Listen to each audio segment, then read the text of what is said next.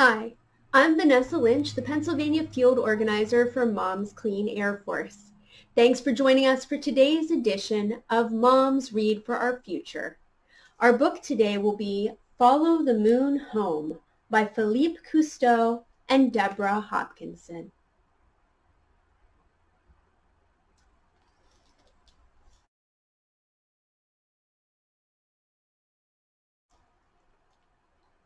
I always need help finding my way, especially in a new place. Before long, you'll feel right at home, Viv. I wasn't so sure.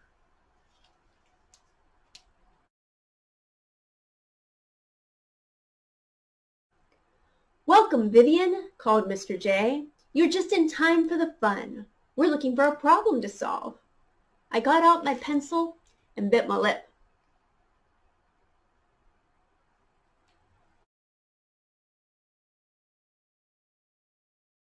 Class project, community action. Number 1, identify. Find a problem to solve. Use your eyes and ask questions. Number 2, plan. Gather information and figure out what to do. Number 3, take action. Put your ideas into actions. Number 4, tell the story. Show how you and we can make a difference. And number 5, reflect. Think about what you did and what you might do next.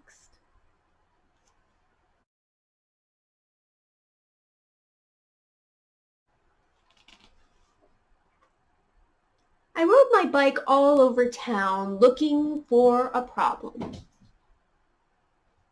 Mostly I just got lost.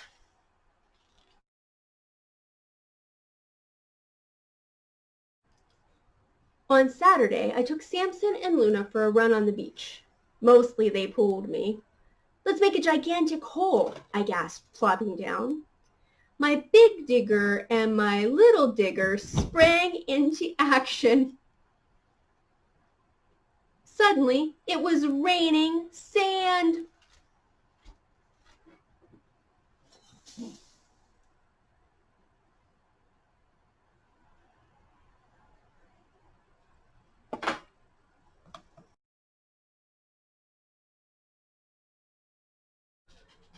Okay, first of all, I would just like to say that no pets were injured in the making of this video. Also, in my defense, I did not realize that the glitter would explode as completely as it did. And I would just like to warn everyone that glitter does stick to sweat. And also, as a cautionary tale, it does fall off of pet fur very easily. So, looks like fun, but be sure to fill in that hole, said a man walking by. It's nesting season. I smoothed out the sand and we all went to look. What do holes have to do with turtles? It's because of the babies, said a voice. I whirled to see a girl from school. I'm Clementine, she reminded me. Baby sea turtles need a clear path to the sea. Holes and sandcastles get in their way. I didn't know we had sea turtles here. Samson pulled on the leash.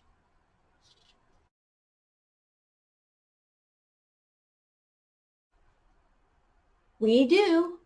Oh, and look what happened to this baby, cried Clementine.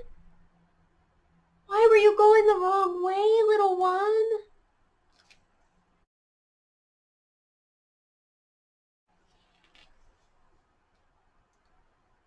Mr. J told us to use our own eyes. So that night, Mom and I went back to the beach. As darkness fell, we could see bright lights winking on, one by one, along the shore. That's it, I said. The lights in the beach houses are the problem. Why's that, Mom said. When baby turtles hatch, they follow the strongest light they see, I explained. So if they head away from the sea, they get dehydrated and they die.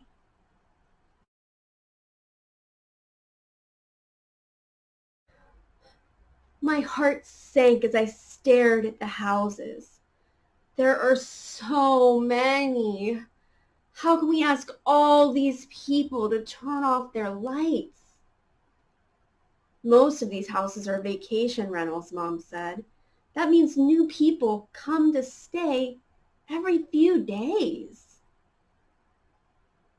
We'd have to knock on doors every night. Clearly, I needed to help solve this problem, and I knew just how to do it.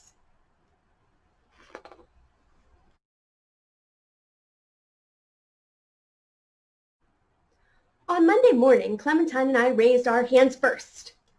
We told the class what we'd learned and observed about loggerhead sea turtles. The sea turtle eggs are starting to hatch, I went on.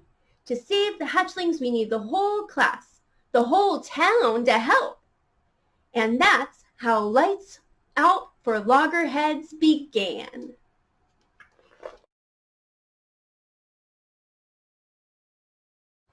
Our classroom became the Loggerhead Lab. First, we gathered lots of information.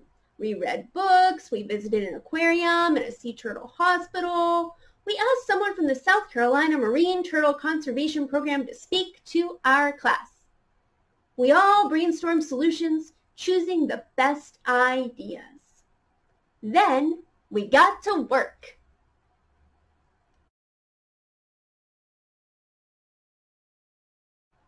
We made posters and delivered them all over town. We wrote fact sheets for all the vacation beach homes. Lights out for loggerheads. Let's keep our beaches dark. At night, turn off outside lights and keep curtains closed. Thanks.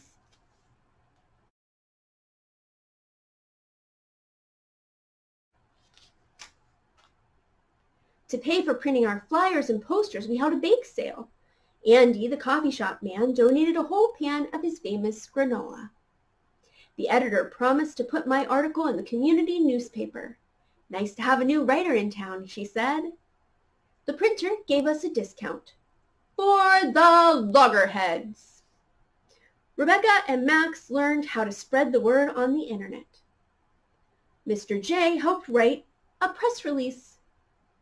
I was on TV as class spokesperson.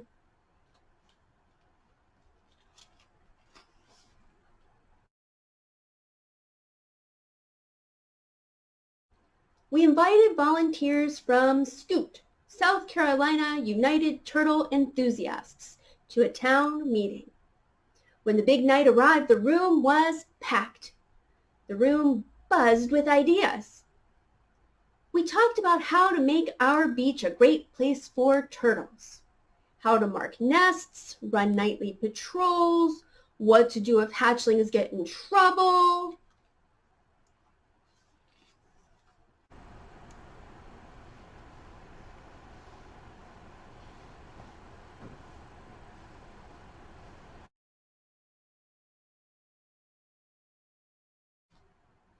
At the end, we decided to form our own volunteer group. People cheered for our class. Mr. J beamed. I'm proud of you all. That was the best night ever.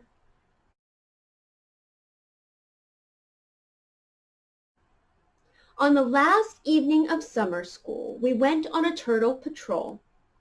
Lots of parents came too. Everyone smiled as we watched the lights along the beach go out, one by one. We had done it! Suddenly, a movement in the sand caught my eye. Over here, I whispered.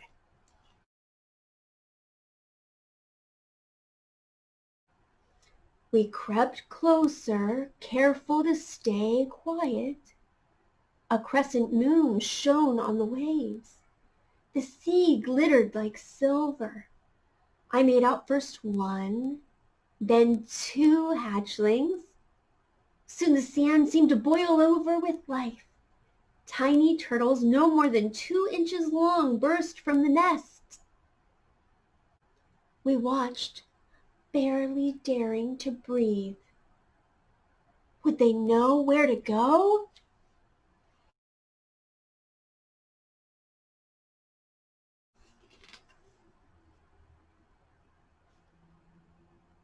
Then they were off, scurrying over the sand and into the shivering sea.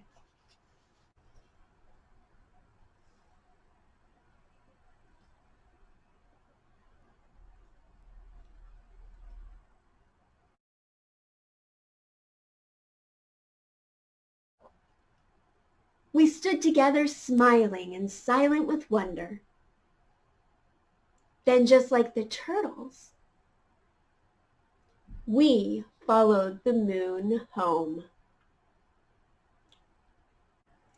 Mom's Clean Air Force is a community of over 1 million parents united against air and climate pollution to protect our children's health. Moms Read for Our Future is a story time dedicated to reading about environmental and conservation-based books for our youngest learners. Remember, no one is too small to change the world, and no change is too small to make a difference.